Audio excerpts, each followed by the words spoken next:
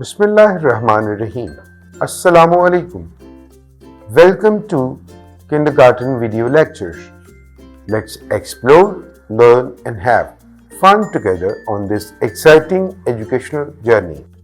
Dear students, in today's lesson, we are going to read about the articles a and an.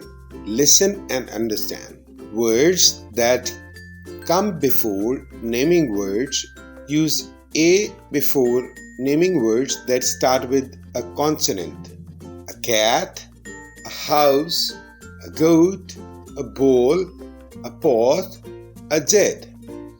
And use an before naming words that start with a vowel. An ant, an ink pot, an egg, an orange, an herb, an aeroplane. See you in the next lesson.